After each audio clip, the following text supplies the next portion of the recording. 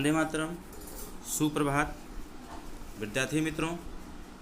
आज मैं आप लोगों के लिए कुछ इम्पोर्टेंट टिप्स आपके सामने जो दिखाई दे रहा है ये लिखा हूँ, जो हर विद्यार्थी के लिए बहुत ज़रूरी होता है।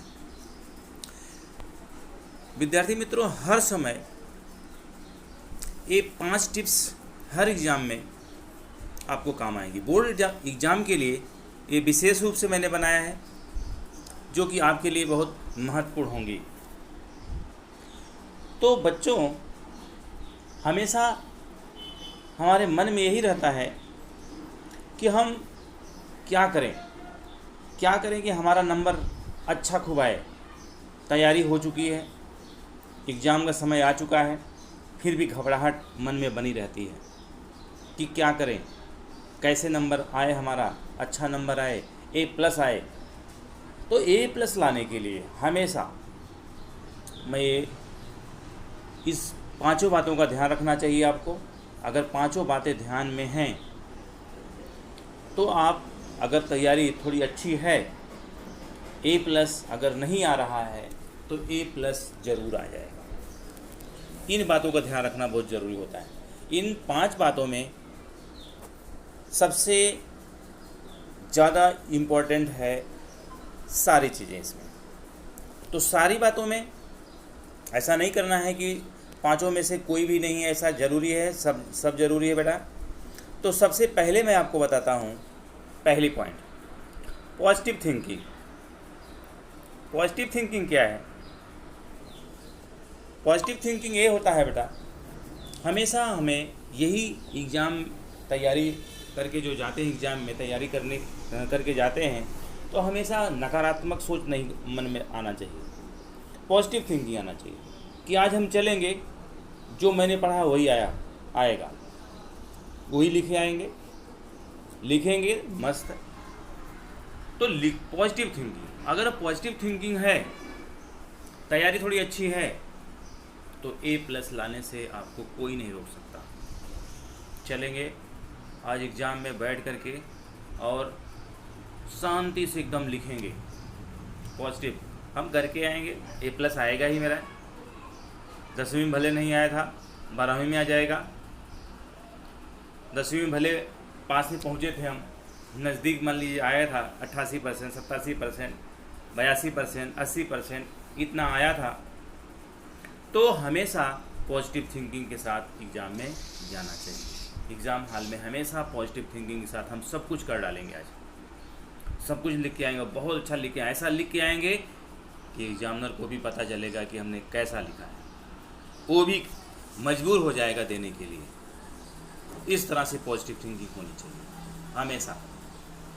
दूसरी पॉइंट बेटा है कॉन्सेंट्रेशन। हमेशा कॉन्सेंट्रेट माइंड होना चाहिए, एकाग्रचित होना चाहिए। अगर हम कॉन्सेंट्रेट रहेंगे एग्ज़ाम में, कौन क्या कर रहा है, कौन क्या नहीं कर रहा है, उससे हमसे मतलब नहीं। हम कॉन्सेंट्रेट होकर के, एकाग्रचित होकर के अपने पेपर को लिखेंगे। किसी बात का ध्यान नहीं मतलब दूसरे के बातों का ध्यान नहीं रखना है। हमेशा कॉन्सेंट्रेट रखना चाहिए माइंड को। जो आपने पढ़ा है, मैं 100% बोलता हूँ, अब अगर आपका माइंड कॉन्सेंट्रेट है तो लिखते जाएंगे, आता रहेगा, लिखते जाएंगे, आता रहेगा, लिखते जाएंगे, आता रहेगा। ये आपका कॉन्सेंट्रेट माइंड रखने से ये अच्छा हो। तो इसलिए हमेशा माइंड को कॉन्सेंट्रेट करके, फालतू बातों में नहीं डाल करके, इधर उधर की बातें ना सोच करके, माइंड को केवल एग्ज़ाम में ही लगाओ। दूसरी बात दिमाग में नहीं आनी चाहिए। सीधे अपने पॉइंट्स पर ध्यान रखो। क्वेश्चन को 2-3 बार पढ़ लो, इसके बाद कंसंट्रेट हो जाओ। केवल हमारे दिमाग में एक ही बात ही आनी चाहिए, एक बात हमारे कंसंट्रेट दिमाग में आनी चाहिए, एकाग्रचित होना चाहिए कि हम आज अच्छा करके आएंगे, आज अच्छा कर लिखेंगे।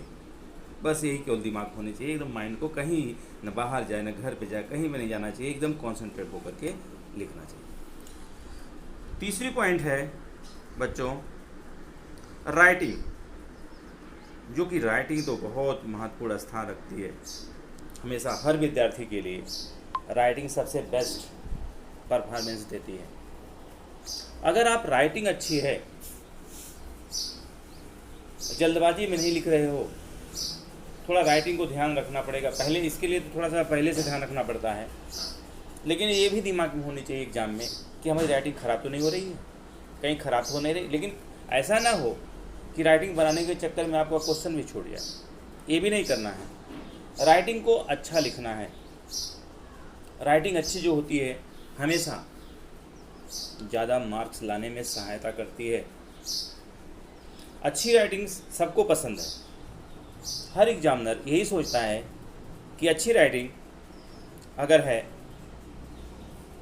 तो हमेशा यही चाहता है कि अच्छा लिखा हो, सही लिखा हो, तो आपको अच्छे मार्क देने में उसको दिक्कत नहीं होती है। कभी कभी बच्चे होते हैं इतना ख़राब लिखते हैं कि सही है उनका, लेकिन राइटिंग इतनी ख़राब होती है कि जनरल मार्किंग हो जाती है उनकी। जनरल मार्किंग होने से अच्छा लिखने के बाद भी आपने सही लिख कर आया, सब कुछ सही लिखा है, लेकिन फिर भी क्या होता है उसको समझ में नहीं आता, आपका मार्क कम हो जाता। आपने सोचा अच्छा लिख कर आए हैं, लेकिन नंबर आपको कम मिलेगा। तो हमेशा आपको बता रहा राइटिंग से कितने परसेंट बढ़ते हैं, 7 से 10% बढ़ जाते हैं। आपके नंबर जो होते हैं 7 से 10% ज़्यादा हो जाते हैं। मतलब एक सब्जेक्ट में 1% से ज़्यादा नंबर बढ़ता है, मतलब 7-8 नंबर तो बढ़ ही जाते हैं अगर राइटिंग के ऊपर, और उतने ही घटने का भी चांस रहता है। अगर राइटिंग आपकी ख़राब है तो उतने ही नंबर आपके कम हो जाएंगे, उतने परसेंट नंबर कम हो जाएंगे हर सब्जेक्ट में। 7 सब्जेक्ट है तो 7% से लेकर 10% आपका नंबर कम हो जाएगा, और अच्छी राइटिंग है 7% से लेकर 10% नंबर आपका ज़्यादा हो जाएगा, क्योंकि हर सब्जेक्ट में आपको 7-8 नंबर ज़्यादा मिलने वाले हैं। अब जैसे 5 नंबर का सवाल ले लिया जाए, आप अच्छी राइटिंग नहीं लिखे हैं, साफ़ सुथरा नहीं लिखे हैं, तो 5 नंबर के सवाल में आपको कितना दे देगा, 4 नंबर दे देगा, 3 नंबर दे देगा। 5 नंबर के कितने सवाल हैं, 5 सवाल हैं। तो अगर एक ही नंबर कम कर दिया सब में, तो 5 नंबर ऐसे ही कम हो गया आपका। तो 5 नंबर इधर से पता चले सी सेक्शन का, इसमें भी 4-5 नंबर 5-7 नंबर कम हो गए, तो कितना हो गया, 10-12 नंबर कम हो गया एक सब्जेक्ट में। और 10-12 नंबर अगर कम हो गया, 12×6 = 72, देख रहे हैं। तो इसलिए राइटिंग जो है हमेशा महत्वपूर्ण स्थान रखती है। चौथी पॉइंट है प्रेजेंटेशन। प्रेजेंटेशन भी अपना स्थान महत्वपूर्ण है। प्रेजेंटेशन का भी, प्रेजेंटेशन क्या होता है सबसे पहले ये जान लें। प्रेजेंटेशन वो होता है जैसे हम लिख रहे हैं वो कैसे लिख रहे हैं, गैप छोड़ रहे हैं,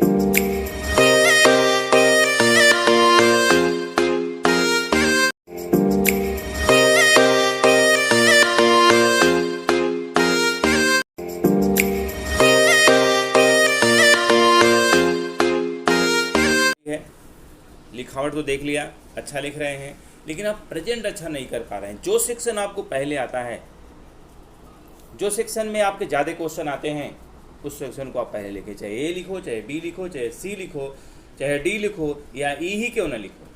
ई लिख दोगे तो भी कोई फर्क पड़ने वाला नहीं, क्योंकि ई सेक्शन आप कहा जाता है first impression is the last impression. सबसे पहले एग्जामिनर को प्रभावित कर दो तो ज़्यादा नंबर आपको देने के लिए मजबूर हो जाएगा। इसलिए जो सेक्शन आपको आता है वो लिखो, क्वेश्चन का सेक्शन लिखो, सेक्शन का क्वेश्चन नंबर लिखो। अब क्वेश्चन नंबर में बच्चे गलती क्या करते हैं, सेक्शन सी मान लेते हैं। इस बार के लिए 2021 के एग्ज़ाम के लिए थोड़ा सा चेंजिंग है, इसलिए 2021 में मान लीजिए सेक्शन सी से 31वां क्वेश्चन लिखना है। 31 शुरू करना है, 32 शुरू करना है, 33 शुरू करना है। लेकिन बच्चे क्या करते हैं, कभी कभी सेक्शन लिखने के बाद क्वेश्चन नंबर 1, 2, 3, 4 ऐसा लिख देते हैं, तो एग्जामिनर को चेक करने में बहुत दिक्कत होती है। तो इस बात का भी ध्यान रखते हुए आप लोग प्रेजेंटेशन उसका, और हर क्वेश्चन के बाद जो समाप्त हो जाता है, आपका क्वेश्चन समाप्त हो जाता है, उस क्वेश्चन को समाप्त हो जाने के बाद आपका 2 से 2 लाइन कम से कम 1 से 2 लाइन का गैप होना ज़रूरी होता है। अगर 1 से 2 लाइन का गैप होगा तो चेक करने वाले को समझ में आएगा अच्छे से, 2 लाइन का गैप हो। और दूसरी बात क्या हो, क्वेश्चन का नंबर जो लिख रहे हो आप 30, 31, 32 जो लिख रहे हो, सेक्शन ऊपर नए पेज से शुरू करना है, ये तो जानते ही आप लोग हैं। उस पर भी लिखा होता है, पेपर पर भी लिखा होता है, नया क्वेश्चन नए पेज से चालू करें, नया सेक्शन नए पेज से चालू करें। तो ये क्वेश्चन नंबर एकदम क्लियर होना चाहिए, थोड़ा बड़ा होना चाहिए। चाहे आपको ये आता है तो ये लिख दो। और दूसरी बात क्या है, और हर सेक्शन का जो क्वेश्चन नंबर आप लिख रहे हो सेक्शन वाइज लिखो। सेक्शन वाइज लिखने से जो क्वेश्चन आपको नहीं आता है उसी जगह पे क्वेश्चन नंबर डाल करके थोड़ा सा छोड़ दो। फिर क्वेश्चन जो आ रहा है उसको पहले लिख लो, फटाफट उसको लिख लो हर सेक्शन का। इसके बाद जो क्वेश्चन नंबर आपको, जो क्वेश्चन नंबर छोड़ा है, जो आपने छोड़ा क्वेश्चन नंबर डाल दिया है, तो क्वेश्चन नंबर डालने के बाद आपको टाइम मिलता है उसका, इसके बाद आप उसको भी लिख दो, उसको भी थोड़ा सोच समझ के लिख दो। क्वेश्चन को 3-4 बार पढ़ो, 3-4 बार पढ़ने के बाद खुद आपको आने लगेगा। अब लास्ट बेटा है अटेम्प्ट क्वेश्चन।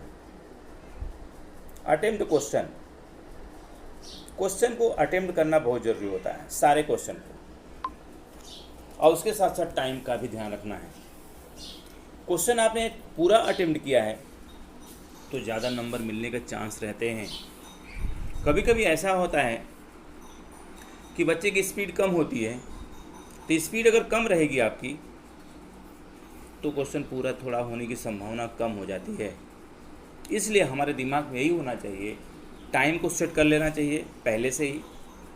आप टाइम को पहले, ए सेक्शन हमको कितने देर में करना है, बी सेक्शन कितने देर में करना है, सी कितने देर में करना है, और डी कितने देर में करना है, और ई कितने देर में करना है। टाइम को 3 घंटे में बांट लेना है।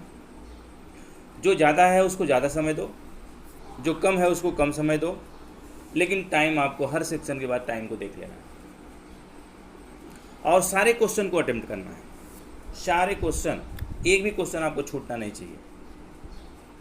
एक भी क्वेश्चन अगर नहीं छूटता है, आप अच्छी राइटिंग लिखते हैं, पॉजिटिव थिंकिंग के साथ करते हैं, कंसंट्रेशन रखते हैं अपने माइंड को, राइटिंग अच्छी है, प्रेजेंटेशन अच्छा किया है और सारे क्वेश्चन अटेम्प्ट किए हैं, क्वेश्चन नंबर ठीक से लिखा हुआ है, तो मैं दावे के साथ कहता हूँ आप लोगों को कि आपका A+ ग्रेड जरूर आएगा, A+ ज़रूर आएगा, 100% मैं कहता हूँ। तो इस तरह से आप लोग क्वेश्चन को लिखना, आप लोगों के लिए मैं इसीलिए थोड़ा सा इम्पोर्टेंट चीज़ बना के रखा हूँ, क्योंकि बच्चे इस पर ध्यान नहीं देते और अच्छी तैयारी होने के बाद भी उनके नंबर कम आते हैं, तो कम नंबर आपके नहीं आएंगे। और दूसरी बात क्या है, जिसकी थोड़ी सी कम तैयारी है उसके लिए भी ये नियम लागू होता है, उसके लिए भी ये नियम लागू होता है। ये नहीं कि जो A+ नहीं ला सकते हैं, 70% ला सकते हैं, तो उनके लिए भी ये नियम, ये 5 टिप्स उनके लिए भी इम्पोर्टेंट है।